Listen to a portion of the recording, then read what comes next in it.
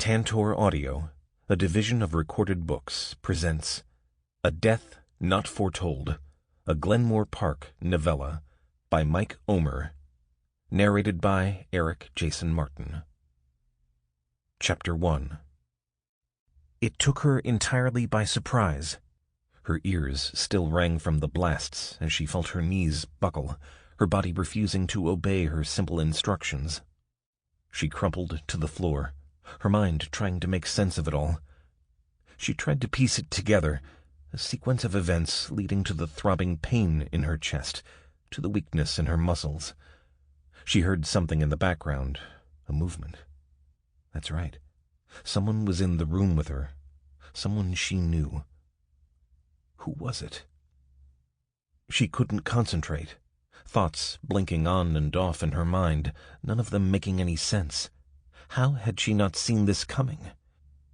Her surroundings were getting hazy, the world seen through a very long, dark tunnel. Was that movement? Someone crouched by her side. To help her? No, she knew. Not to help her. She tried to cling to a thought, to a memory, to anything. Maybe, if she could only maintain this shred of consciousness, of being, she could stay alive. But the tunnel grew darker, the light dimmer, and still she couldn't understand how it had come to this. The smell of incense, herbs, and blood intermingled together into a strange, unpleasant aroma. Detective Bernard Gladwin breathed slowly through his mouth, looking at the dead woman that lay on the floor. She stared upward, eyes vacant, wrinkled face twisted in shock and pain. Her blouse, originally bright yellow, was now mostly brown, its fabric soaked in blood. Bernard knelt by the body, examining it carefully, the image etched in his mind, joining a gallery of similar memories of dead men, women, and children. She seemed to be about 60, her long hair gray and white. She looked like an aging hippie, her clothing loose and comfortable, no makeup, no jewelry, except for a small pouch tied around her neck with a thin string and a beaded bracelet on her thin wrist. She wasn't the type of person he'd usually expect to find shot dead in this area. Appleton Road was deep inside a crime-riddled neighborhood in the northern part of Glenmore Park, but the people getting shot were usually men in their 20s and 30s, their clothing and tattoos marking them as members of the local gang. On the other side of the body, the medical examiner, Annie Turner, was bagging one of the body's hands, her fingers deftly wrapping the rubber band around the paper bag. Her bright red hair was tied back in a ponytail, her eyes intent on her work. "Are you done with the body?" he asked. "In a few minutes," she said. "The body has 2 bullet holes in the chest. No rigor mortis yet. The body temperature is almost normal. She was killed in the past hour."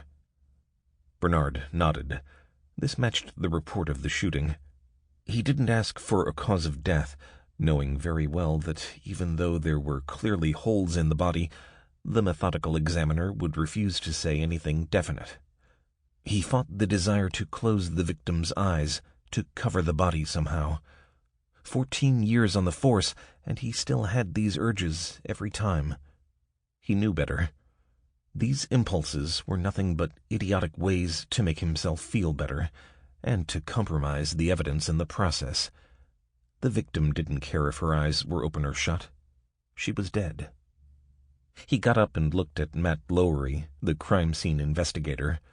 The small man was leaning over the sink, taking pictures of its contents with his black camera. He had to stand on the tips of his toes to get the angle of the photograph right. "What did you find, Matt?" Bernard asked. "Shards of glass," Matt answered after a second. "Matt, there are a few dried leaves by the body," Annie said, looking closely at the blood-soaked floor. "I know," he said. "I took a photo earlier. I'll bag them in a sec." Bernard walked around the room, inspecting each detail. There was something calming in disassembling the bloody kitchen into an array of small details. Taken as a whole, It was just a terrible, senseless act of violence, one of many this neighborhood had suffered over the years. But, viewed separately, each item became simply another on a list of items to catalog. A small wooden table sat in the corner, 3 chairs around it, all of them scratched and worn after years of use. The floor tiles were simple, square, off-white. The part that wasn't drenched in blood was meticulously clean. He turned towards the counter and looked at it. Several jars sat on it, containing various herbs, dried mushrooms, and spices. There was no microwave, and hardly any electric kitchen appliances. An old-fashioned kettle sat on the gas stove. The body of the woman was lying in the doorway between the kitchen and the room beyond. The back door, to Bernard's left, stood closed. Behind him were the living room and the bedroom. Detective Hannah Shore, his partner, stood in the doorway separating the living room and the kitchen, staring at the entire scene silently. Unlike him, she always took a moment to take in the entire scene. "Want to take a look in the rest of the rooms?" Hannah asked him, stepping inside the small kitchen.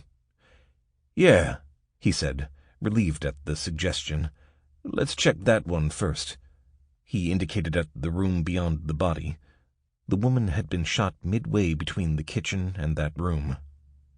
They stepped carefully around the stain of blood and into a small, dimly lit storage room. The smell of herbs intensified dramatically. Dozens of shelves surrounded that room, full of jars containing assortments of herbs, seeds, and roots. Each jar was labeled carefully with small white stickers, the labels written by hand. "Aconite," Hannah read aloud, walking alongside one of the shelves. "Adder's tongue, elm, ginger, belladonna, hibiscus." Bernard checked one of the lower shelves. Rows of tiny bottles filled with liquid dotted the shelf. They were labeled as well. He picked up one with his latex-gloved hand. "St. John's Wort's Herbal Oil," he read. "You think she sold medicinal oils and herbs?" "Well, belladonna is poisonous," Hannah muttered. "And there's incense here, and candles. I don't know." Bernard noticed a small box containing an assortment of cloth pouches, similar to the one that had been tied around the victim's neck.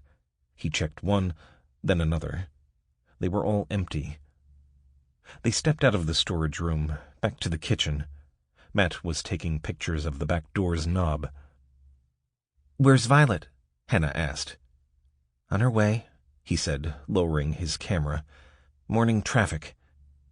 The idea of Violet arriving separately from Matt was alien to Bernard.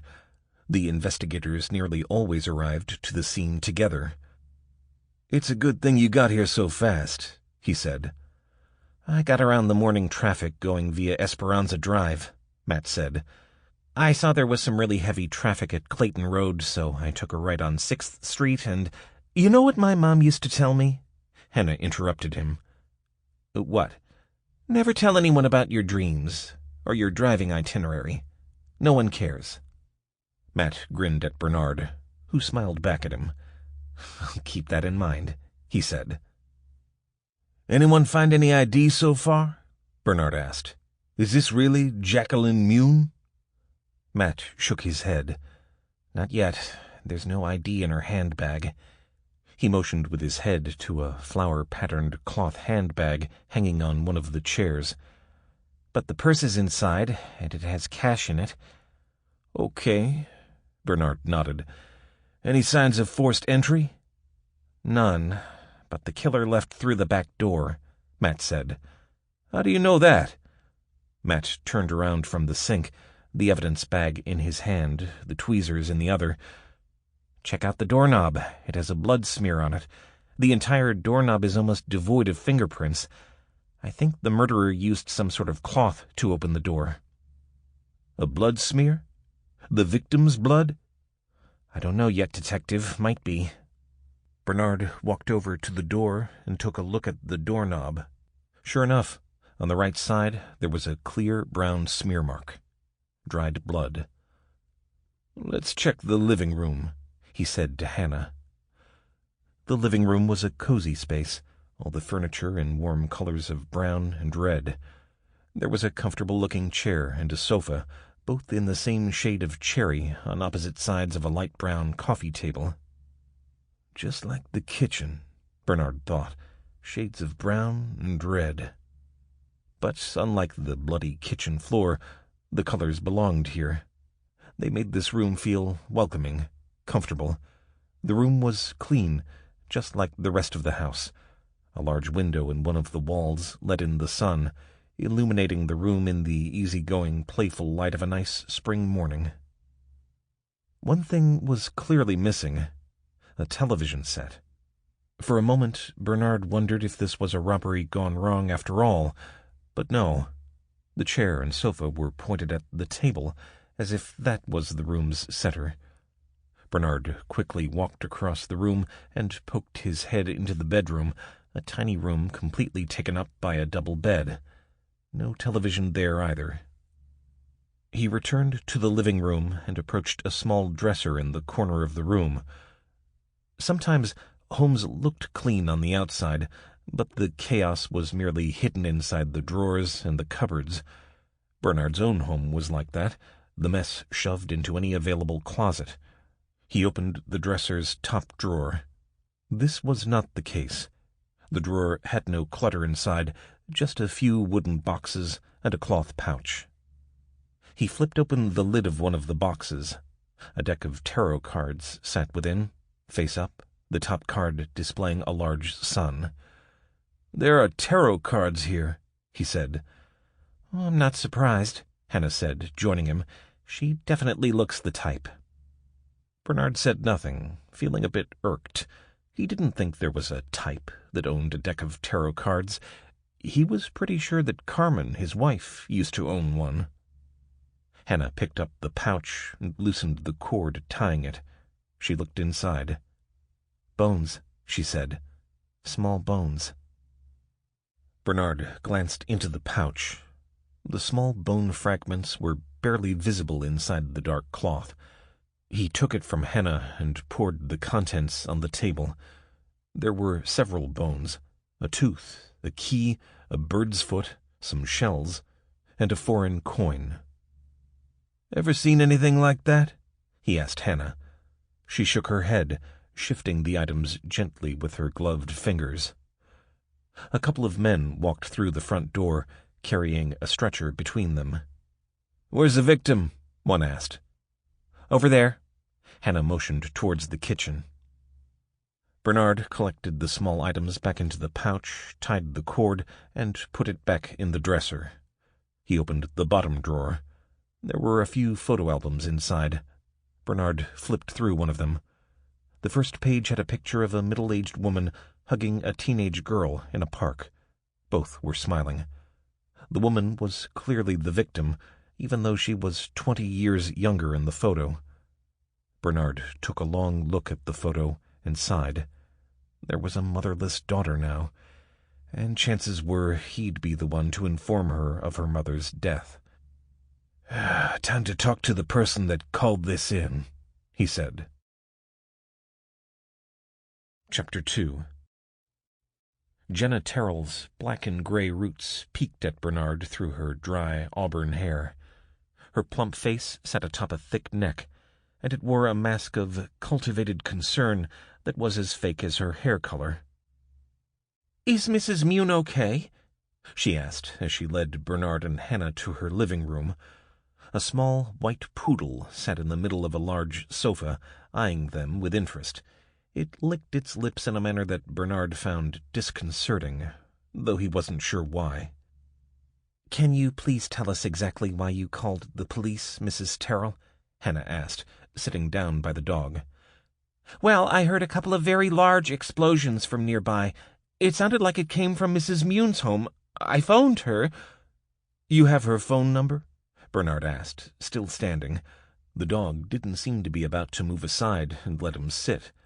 "Yes, of course. She never answered, so I called the police." Jenna sat down on a sturdy wooden chair by the sofa. "Did you try to knock on her door before calling us?" Bernard asked. The dog opened its mouth, its tongue lolling. It seemed as if it leered at him. "Of course not. Oscar, get off the couch," Jenna said sharply. The dog turned to look at her, blinked, and hopped off. Bernard sat down on the lumpy sofa. "Why didn't you knock on Mrs. Mune's door?" "In this neighborhood, if you hear gunshots, you don't leave home straight after," Jenna answered dryly. "Are you sure it was gunshots?" The dog sniffed his leg with interest. Bernard moved it a bit. "I'm pretty sure. It was very loud and sharp. I can't think of anything else that would make that noise." "Did you hear any—" Bernard stopped talking, feeling rhythmic movement on his leg. He glanced down. Oscar was humping his leg enthusiastically. "Oscar, stop that!" Jenna said. Oscar looked up at Bernard with adoration, still humping. Jenna got up and tore Oscar from Bernard's leg. "I'm very sorry," she said. She walked to the edge of the room and put Oscar in the corner. Did you hear anything else after the 2 shots? Bernard asked, trying to recuperate. Jenna sat back down. "I may have heard a door slamming shut, but I'm not sure if it came from Mrs. Mune's home." "But you are sure that the gunshots came from there?" "Almost sure. Is she okay?" "I'm sorry," Hannah said. "Mrs. Mune is dead." "Oh!" Jenna's hand rose to her mouth. "How horrible," she said, her voice trembling. She whimpered, a tear rolling down her cheek, clearly distraught. At that point, Oscar wisely decided that it was safe to return to Bernard's leg. The humping began again. Bernard wondered if the dog's excitement had increased due to his owner's distress.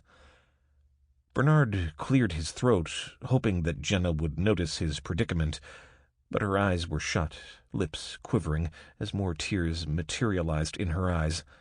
Finally, he bent to remove the dog from his leg. Oscar snarled and nearly bit one of his fingers. "Oh, Oscar," Jenna said. She got up, untangled the dog from the leg, and, to Bernard's chagrin, placed him in the corner of the room again. "Mrs. Terrell," Hannah said, "do you have any idea if Mrs. Mune had any enemies?" "Not that I know of," Jenna said, getting her voice under control. "Was she tense lately? Did she seem fearful to you, or—" "We don't really talk much. We just say hello when we meet each other on the street." "But you had her phone number." "Well, yes, she is my neighbor, and I once asked her for a reading." "A reading?" Bernard asked. "A tarot reading. Mrs. Mune was a psychic, though not a very good one." "Why do you say that?" Bernard asked. "Well," she fidgeted uncomfortably, "it's wrong to speak ill of the dead. I'm sure that some people were satisfied with her." "But you weren't?" "I asked her about a certain man I knew, and she looked at the cards and told me that she didn't think we had a future together." "And she was wrong?" Bernard asked. "Of course she was. We were clearly both attracted to each other, and we had a lot of common interests. I just wanted her to tell me how long should I wait." Bernard looked around the house. There were several high-heeled shoes by the door, one pink coat on a nearby hook, and one plate and glass on the coffee table in the living room. This woman and her lecherous dog were the only occupants of this house. "When was this reading?" he asked. 2.5 years ago." "So did you and that man end up together?" She looked at him angrily. "No, we did not. But there were reasons." He decided to let the matter slide. "Did you notice anyone suspicious hanging around here lately? Anyone out of the ordinary?" "This isn't a very good neighborhood, Detective, and the cops aren't doing much to make it any better. Suspicious people hang around here all the time." "Anyone hang around Mrs. Mune's home?" Bernard asked. He stopped. His leg was being molested again. "Oh, Mrs. Terrell, your dog—" "Oscar!" She picked him up and put him back in the corner. "No," she said sharply, admonishing him with a finger. The dog waggled his eyebrows at Bernard and licked his lips again. "Maybe you could put it in a different room and close the door," Bernard said. "Oscar has to learn to do what he's told," she said, her voice rising high. Bernard breathed steadily through his nose and gave the dog a menacing look. As far as he could tell, the dog found it arousing. "Did you see anyone—" he started again. "There was a young criminal that came to Mrs. Mune's house frequently," Jenna said. "What criminal?" "He's 20, maybe 25. He's African-American." "You said he was a criminal," Bernard said. "What makes you think that?" "The way he dresses," she said. "I know what you're thinking. You're thinking I said that because he's black. That's not the reason." "I didn't say it was," Bernard said patiently. "How does he dress?" "Mostly white shirts, jeans that hang really low, and he has a red cloth, a bandana tied around his head, red with white spots." They weren't spots, Bernard knew. They were diamonds. A red bandana with white diamonds was one of the ways the 242s marked themselves. They were the street gang that controlled the drug trade in the northern part of town. "Would you be able to identify him if we showed you a picture?" "I'm not sure." She hesitated. "I mostly see him from the window." "Okay." Bernard pursed his lips. "Is there anything—" The dog lunged forward, but Bernard was ready for him, watching him closely from the corner of his eye. His hand darted forward, catching Oscar and lifting him in the air. The dog yelped in frustration. "Oscar!" Jenna rose to her feet in horror. "You're hurting him!" "I doubt it," Bernard said, standing up, shoving the pervert poodle into Jenna's hands. "Thank you for your time, Mrs. Terrell. We might be back with additional questions." He could feel her angry eyes staring at his back as they left her home. Bernard parked their car on the sidewalk by the concrete basketball court in Washington Park, south of Appleton Road. He looked over at the abandoned playground and the unkempt grassy field, spotted with brown dirt areas where the greenery had given up. He knew this park well, and it was one of the few places in Glenmore Park that he thoroughly hated. He had been called twice to this park as a detective, once to investigate the murder of a 17-year-old boy, and once to find a bleeding girl, her shirt torn, who had refused to give any statement. As a patrol cop, he'd visited that area at least twice a week. A local mother had once told him that she never took her 4-year-old daughter there, although the park was 30 feet from her home. She preferred to take her daughter a bit south, to Gage Park, which was mostly gang-free.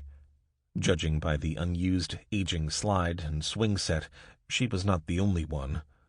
The only people who regularly roamed this park were members of the 242s, smoking, drinking, and occasionally catcalling a woman who crossed the street to avoid them. Currently, 6 guys were playing basketball, 4 of them with red bandanas on their heads or tied around their arms. One had just dunked the ball into the rusty basket, the net long gone. He high-fived his friend, smiling in satisfaction, glistening with sweat. Bernard wondered why he had stopped playing himself.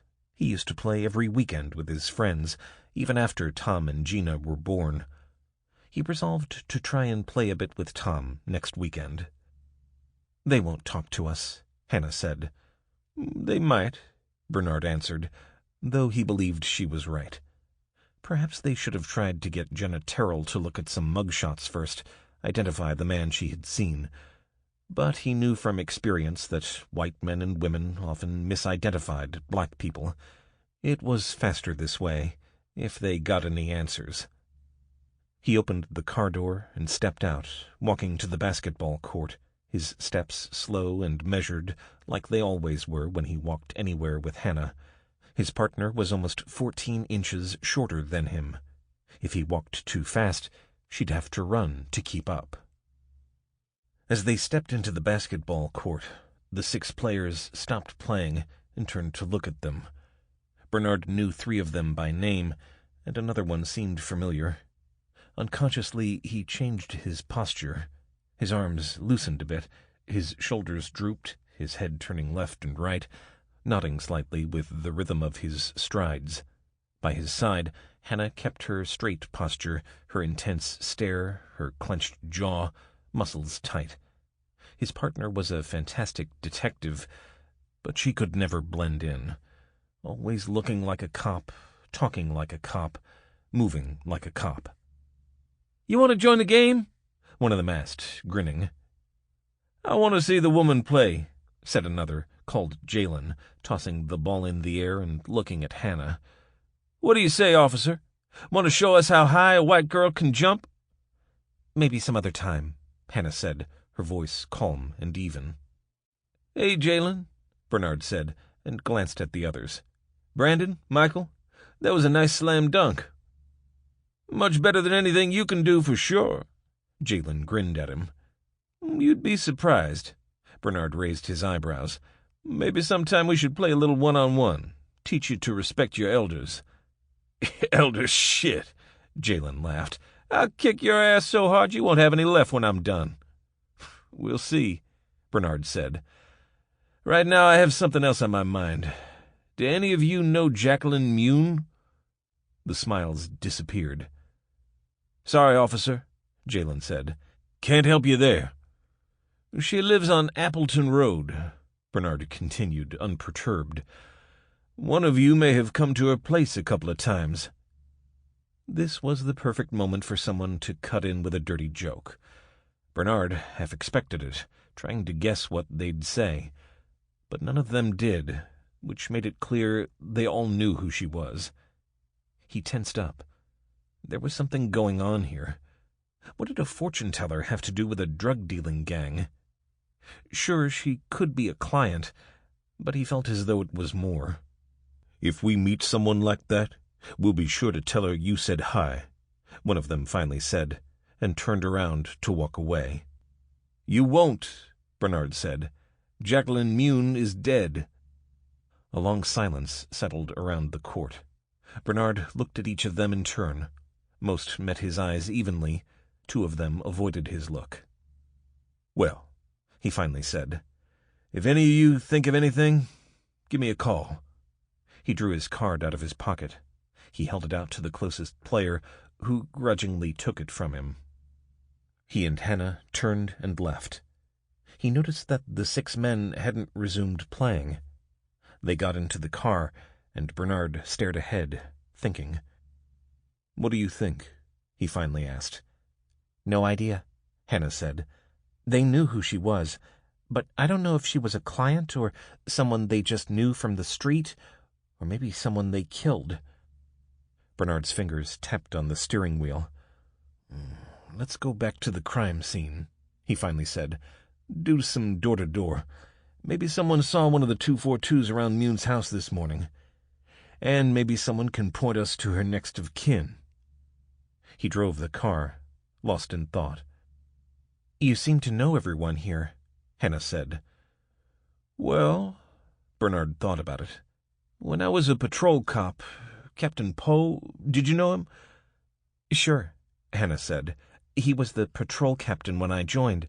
Marrow became captain only a year later." "Right," Bernard said. "So, whenever anything happened in North Glenmore Park, he asked dispatch to send me if I was on shift." "Why?" Bernard raised an eyebrow. "My guess? Because I'm tall and black, just like most of the gang members in this neighborhood." "Ah."